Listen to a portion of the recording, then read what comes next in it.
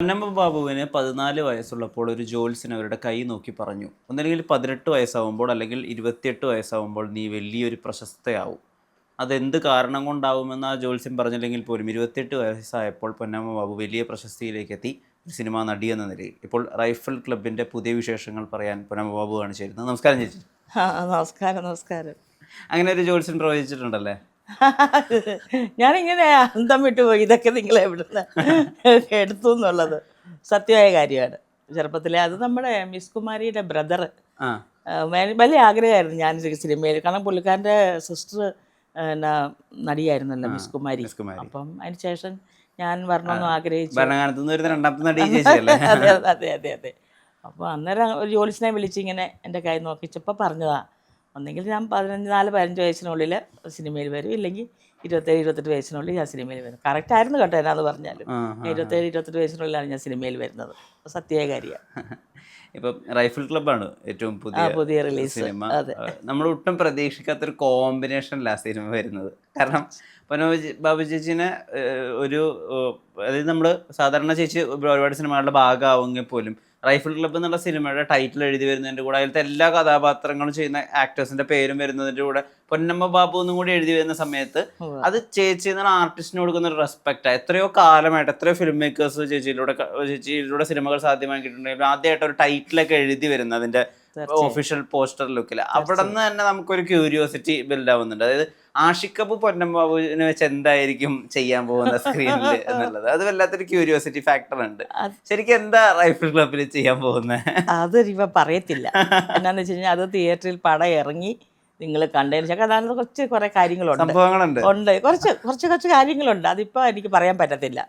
എന്തായാലും ഞാനൊരു വ്യത്യസ്ത ഒരു ക്യാരക്ടർ ഞാൻ ഇതുവരെ ചെയ്തിട്ടില്ല. അങ്ങനത്തെ ഒരു ക്യാരക്ടർ, അങ്ങനത്തെ ഒരു അപ്പിയറൻസും ഞാൻ ചെയ്തിട്ടില്ല. അതാണ് എനിക്ക് പറയാനുള്ളൂ ഒറ്റ വാക്കിൽ. എങ്ങനെ ഉണ്ടായിരുന്നു ഒരു ആഷിഖ് കപൂർ സെറ്റ്? ആഷിഖ് കപൂറിൻ്റെ സെറ്റിനെ പറ്റിയിട്ട് ആളുകൾ ഒരുപാട് സംസാരിക്കുക. അതായത് എല്ലാവരെയും ഈക്വലിയാണ് ട്രീറ്റ് ചെയ്യുക, എല്ലാവർക്കും ഈക്വലായിട്ടുള്ള സൗകര്യങ്ങൾ കൊടുക്കും, അവിടെ വലിയ ആൾ ചെറിയ ആൾ എന്നുള്ള ഡിഫറൻസ് ഇല്ല, എല്ലാവർക്കും കഥയെ പറ്റിയിട്ടൊരു ഏറെക്കുറെ ധാരണ ഉണ്ടായിരിക്കും. എന്തൊക്കെയാണ് ആഷിഖ് കപൂർ സെറ്റിൽ മനസ്സിലാക്കിയ കാര്യങ്ങൾ? സൂപ്പർ സെറ്റായിരുന്നു. ഞാൻ ഞങ്ങളെല്ലാം കുറച്ച് കൊല്ലങ്ങൾക്ക് പുറകോട്ട് പോയി. കാരണം ഞങ്ങൾക്ക് അവിടെ ഷൂട്ടെന്ന് പറഞ്ഞാൽ 40 ദിവസമായിരുന്നു ഞങ്ങളെല്ലാം ഒരുമിച്ചുണ്ടായിരുന്നത്. അതിൽ നൈറ്റും പോയി ഡേയും പോകുന്ന സീൻസുകളുണ്ട്. അവിടെ ഡേ നൈറ്റ് പോകുന്ന സീൻസുകൾ അവിടെ ഉണ്ടായിട്ടുണ്ട്. അപ്പോൾ രാവിലെ ഞങ്ങൾ പണ്ടൊക്കെ എന്ന് പറഞ്ഞ സിനിമകളിൽ ഞാൻ വരുമ്പം ക്യാരവൻ ഒന്നും ഉണ്ടായിരുന്നില്ല. ഞങ്ങളൊക്കെ സിനിമ ഷൂട്ടിങ് കഴിഞ്ഞ് മാറി ഇരുന്നൊരു കസേര ഇട്ടോ അല്ലെങ്കിൽ വീടിൻ്റെ തിണ്ണയിലെടുത്തിട്ടുണ്ട് അവിടേക്ക് ഇരുന്നൊക്കെ ഞങ്ങൾ സംസാരിച്ച്, ഞങ്ങൾ ഷൂട്ടിങ് ഇപ്പുറത്തോട്ട് ഇരുന്നാൽ ഞങ്ങൾ പരസ്പരം ഞങ്ങളുടെ വീട്ടിലെ വിശേഷങ്ങളും നമ്മുടെ മക്കളെ പറ്റിയും അവർ ഓരോ കാര്യങ്ങൾ നമ്മൾ സംസാരിക്കും. അപ്പോൾ ഒന്നും കൂടെ നമ്മൾ ഒരു എന്താ പറയുക, അവിടുന്ന് പിരിഞ്ഞു പോകുമ്പോൾ ഭയങ്കര വിഷമമായിരിക്കും. അത്ര ഒരു ബന്ധം വരും അവിടെ. ഇന്നത്തെ കാലഘട്ടത്തിൽ അങ്ങനെയില്ല. നമ്മൾ ആരെയും കാണുന്നില്ല. സെറ്റ് ചെല്ലുമ്പോൾ മാത്രം ഹായ് ഗുഡ് മോർണിംഗ്, എപ്പോൾ വന്നു, ആ ക്യാരവനിലായിരുന്നോ ചേച്ചി, ഏത് ക്യാരവൻ, അപ്പുറത്തെ ക്യാരവനിലായിരുന്നോ, അങ്ങനെ ഒരു സംസാരം മാത്രമേ ഉള്ളൂ. ആഷിഖ് കപൂർ സെറ്റ് എന്ന് പറഞ്ഞാൽ ഞങ്ങൾ 40 ദിവസം അവിടെ ഞങ്ങൾക്ക് അവിടെ ക്യാരവൻ അവിടെ കയറി വരാൻ പറ്റത്തില്ല. കാരണം ഒരു കുന്നിൻ്റെ മേളിലാണ് സെറ്റിട്ടിരിക്കുന്നത്. നമ്മുടെ മഞ്ഞുമൽ പ്രദേശ് ചെയ്ത അജയ് ശാലിശ്ശേരിയാണ് എൻ്റെ ആർട്ട് വർക്ക് ചെയ്തിരിക്കുന്നത്. അപ്പോൾ ഒരു വലിയൊരു സെറ്റപ്പിൽ ഉണ്ടാക്കി വെച്ചിരിക്കുന്നു. അപ്പോൾ അവിടെ ഞങ്ങൾക്ക് അവിടെ താമസിക്കാനും മേക്കപ്പ് ചെയ്യാനും ഓരോരോ ഭക്ഷണം കഴിക്കാനും എല്ലാവർക്കും അവിടെ ടെൻ്റ് അടിച്ചങ്ങ് ഇട്ടിട്ട് എല്ലാം AC ആക്കിയിരിക്കുക. ക്യാരവൻ്റെ വേറെ ഫെസിലിറ്റീസ് അവിടെ. അപ്പോൾ അതിനകത്ത് ആണുങ്ങളുടെ വിഭാഗം, പെണ്ണുങ്ങളുടെ വിഭാഗം, ആർട്ടിനൊരു വിഭാഗം, മേക്കപ്പിനൊരു വിഭാഗം, കോസ്റ്റ്യൂമിനൊരു വിഭാഗം, അങ്ങനെ അടിച്ചടിച്ച്. അപ്പോൾ അതിനകത്ത് ഞങ്ങൾക്ക് ലേഡീസിന് പിന്നെ കട്ടിലുണ്ട്, സോഫയുണ്ട്, ഞങ്ങൾക്ക് ഇരിക്കാം. ഞങ്ങൾക്ക് അവിടെ TV വെച്ചിട്ടുണ്ട്. ഞങ്ങൾക്ക് എല്ലാ സൗകര്യങ്ങളും ആ മുറിക്കകത്ത് ഒരുക്കിയിട്ടുണ്ട്. ഞങ്ങളെല്ലാം ഈ പല പല റൂമിലായാലും ഞങ്ങളെല്ലാം വന്നിരിക്കുന്നതല്ല ഒരിടത്താണ്.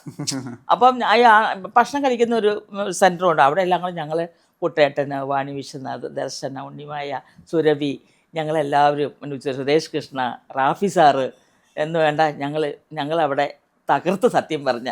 പക്ഷെ പിരിഞ്ഞു പോകുമ്പോൾ ഭയങ്കര വിഷമമായിരുന്നു. ആഷിഖിനെ സംബന്ധിച്ച് ആഷിഖ് ഇത്ര നല്ലൊരു മനുഷ്യനാണ്, ഇത്ര നല്ല ഡയറക്ടറാണ്. നമ്മളോടൊക്കെ കണ്ടാൽ തന്നെ ഭക്ഷണം കഴിച്ച ചേച്ചി ഗുഡ് മോർണിംഗ് പറഞ്ഞ് എന്താ നമ്മളെ കാണും, ചേച്ചി ഗുഡ് മോർണിംഗ്. അങ്ങനെ ഒരു നല്ലൊരു സെറ്റായിരുന്നു. നല്ലൊരു പുള്ളി തന്നെയായിരുന്നല്ലോ. ക്യാമറയും ഡയറക്ഷനും പുള്ളി തന്നെയായിരുന്നല്ലോ. അവൻ അതിൻ്റെ തിരക്കഥ എല്ലാം എഴുതിയേക്കുന്ന ചാമ്പുഷ്കറും ദിലീപ് നായർ സുഹാസ് കൂടിയാണ് അതിൻ്റെ സ്ക്രിപ്റ്റും. അതിൻ്റെ സെറ്റ് എനിക്ക് ഞാനത് തീർക്കത്തില്ല. അതുപോലെയായിരുന്നു അവിടെ, പൊന്നു പോലെയാണ് നോക്കിയത്. ഭയങ്കര സ്നേഹം തന്ന ആ സെറ്റ് അവിടുന്ന്. അത് 40 ദിവസവും നമ്മുടെ ഹൃദയത്തിൽ സൂക്ഷിക്കാൻ, അങ്ങേയറ്റം വരെ സൂക്ഷിക്കാനുള്ള സ്നേഹവും സൗഹൃദവും ഒക്കെ അവിടുന്ന് മനസ്സ് നിറഞ്ഞും സങ്കടപ്പെട്ടും കരഞ്ഞൊക്കെ അവിടുന്ന് ഞങ്ങൾ ലാസ്റ്റ് പോരുന്നേ. ഇന്നും ഞങ്ങളെല്ലാം ഒന്ന് ഒത്ത് ഇനിയിപ്പോൾ ഞങ്ങൾക്ക് ഇതിൻ്റെ കാര്യങ്ങളായിട്ട് ഇനി വരുക.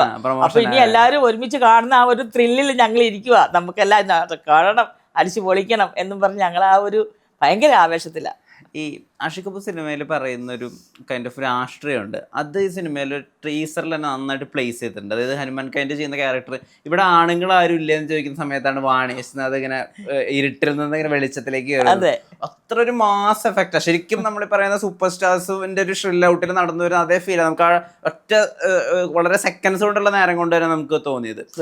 എനിക്ക് തോന്നുന്നത് കുറെ കാലത്തിന് ശേഷം മലയാളത്തിൽ വളരെ പവർഫുൾ ആയിട്ടുള്ള ഒരു സ്ത്രീകളുടെ കൂട്ടായ്മയും കൂടി ഇതിനകത്ത് കാണാൻ പറ്റുന്നത്. ചേച്ചി, വാണി വിശ്വനാഥ്, സുരഭി, ദർശന, എല്ലാവരും വളരെ ഉണ്ണിമായ, എല്ലാവരും നമ്മൾ കാണാത്ത വേറെ തന്നെ പരിപാടികളാ.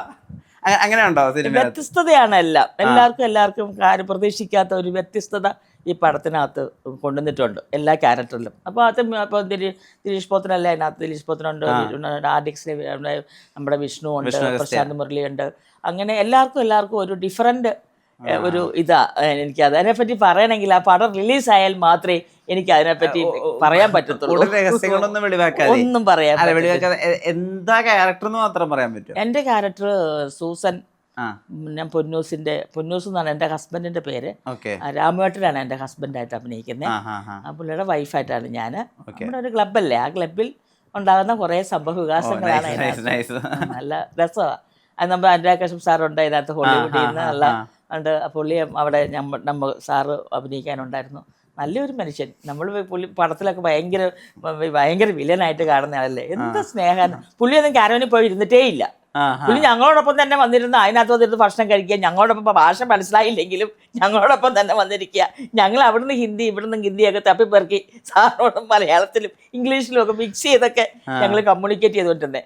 അതെല്ലാം ആസ്വദിക്കുകയും സാറ് തന്നെ പറഞ്ഞു, നിങ്ങളൊക്കെ എന്ത് സ്നേഹത്തിലാണ് ഇവിടെ കഴിയണേ, നിങ്ങൾ തമ്മിൽ എന്ത് രസമാണ് ഇവിടെ. ഞങ്ങളെ ആ എല്ലാം കണ്ടിട്ട് സാറിന് അങ്ങ് ഭയങ്കര ഇഷ്ടപ്പെട്ടു. ബോളിവുഡിലൊന്നും അങ്ങനെയല്ലല്ലോ, മൊത്തത്തിൽ സിസ്റ്റമാറ്റിക് അല്ലേ കാര്യങ്ങൾ. എല്ലാവരും ഇൻഡിപെൻഡൻ്റ് ആയിട്ട് എവിടെയെങ്കിലും ഒക്കെ ഇങ്ങനെ മാറി ഇരിക്കുവാണല്ലോ. ഇവിടെ വന്ന് കണ്ടപ്പോൾ എല്ലാവരും ഒരുമിച്ച് കൂട്ടമായിട്ട് എല്ലാവരും ഇരിക്കുന്നു, തമാശ പറയുന്നു, ചിരിക്കുന്നു. ഞങ്ങൾ ഇടവേളയിൽ ഞങ്ങളെല്ലാവരും ചീട്ട് കളിക്കുന്നു. ഓരോരുത്തരെ വിളിക്കുമ്പോൾ ഞങ്ങൾ അവിടെ നിന്ന് ഓടുന്നു. അങ്ങനെ രസമായിരുന്നു. ടുഗദർനെസ് ഉണ്ട്. മറ്റൊരു ഇൻട്രസ്റ്റിംഗ് ഫാക്ടർ റൈഫിൾ ക്ലബ്ബിൽ ശ്യാം പുഷ്കരൻ എന്നുള്ള പേര് എഴുത്തുകാരുടെ കൂടെ കാണുന്നതാണ്. കാരണം ഇപ്പൊ മലയാള സിനിമയിൽ ഏറ്റവും അധികം വിലമതിപ്പുള്ള ഒരു റൈറ്ററാണ്. അദ്ദേഹത്തിന്റെ പേര് കൊണ്ട് ശ്യാം പുഷ്കരന്റെ ഡയറക്ടർ ആരായാലും ശ്യാം പുഷ്കരന്റെ സിനിമ കാണാൻ വേണ്ടി ഇപ്പൊ കുമ്പളങ്ങി നൈറ്റ്സ് ഒക്കെ ആയാലും ഒക്കെ തങ്കമൊക്കെ ആളുകൾ കാണാൻ പോകുന്ന ശ്യാം പുഷ്കരൻ എഴുതിയ സിനിമയല്ല, എന്തെങ്കിലും കാണുമായിരിക്കും എന്നുള്ളത്. അപ്പൊ അദ്ദേഹത്തിന്റെ പേര് കൂടി മറ്റു രണ്ട് സുഹാസും ദിലീഷും റൈറ്റേഴ്സ് ഉണ്ടെങ്കിൽ കൂടി ശ്യാം പുഷ്കരൻ എന്നുള്ളൊരു USB ഉണ്ടല്ലോ. അപ്പൊ അദ്ദേഹമായിട്ടുള്ള ഇന്ററാക്ഷൻ, അദ്ദേഹം ആയിട്ടുള്ള സംസാരങ്ങൾ എന്തൊക്കെയായിരുന്നു? ഓരോ സീക്വൻസ് നമ്മൾ ചെയ്യുമ്പോഴും നമ്മളിപ്പോൾ അതല്ല വേണ്ടെന്നുണ്ടെങ്കിൽ ശ്യാം വന്ന് പറയും, ചേച്ചി അത് വേണ്ട, അങ്ങനെയല്ല ഉദ്ദേശിക്കുന്നത്, ഇതാണെന്ന് പറയുമെന്ന്. അതങ്ങനെയായിരുന്നോ? ശരി ഓക്കെ. ചില നമ്മുടെ ലുക്കും ചില കാര്യങ്ങളും ഒക്കെ ഉണ്ടല്ലോ. അപ്പം നമ്മൾ സാധാരണ ഒരു സിനിമ ഞാൻ ചെയ്യുന്ന ഒരു എക്സ്പീരിയൻസ് അല്ലായിരുന്നു ഇതിനകത്ത്. അത് വേറൊരു പാറ്റേൺ ആയിരുന്നു. അത് ഞാൻ ആദ്യമായിട്ടാണ്. അത് എനിക്ക് പറയാൻ അറിയത്തില്ല. കാരണം അത് കുറച്ച് അതുണ്ട്. പക്ഷെ എങ്കിൽ പോലും ഞാൻ ഇത്രയും നാളുകളിൽ ഈ കണ്ട പടങ്ങളൊക്കെ ഞാൻ അഭിനയിച്ച ഇതിനകത്ത് ഞാൻ വളരെ വ്യത്യസ്തമായിട്ടുള്ള ഒരു പാറ്റേണാണ് ഇതിനകത്ത് എനിക്ക് കാണാൻ പറ്റിയത്. കാരണം ഞാൻ അങ്ങനത്തെ ഒരു പടത്തിൽ വന്ന് പെടാത്തോണ്ടാണോന്ന് അറിയത്തില്ല. അപ്പം എനിക്ക് അങ്ങനെ ഫീൽ ചെയ്തത് മൊത്തത്തിൽ, ലുക്കിലായാലും നോട്ടത്തിലായാലും നമ്മുടെ ഒരു സംസാരത്തിലായാലും എല്ലാത്തിലും ഒരു ഒരു ഒരു ഒരു ഒരു ഒരു പ്രത്യേകതയുണ്ട് അതിനകത്തെല്ലാം.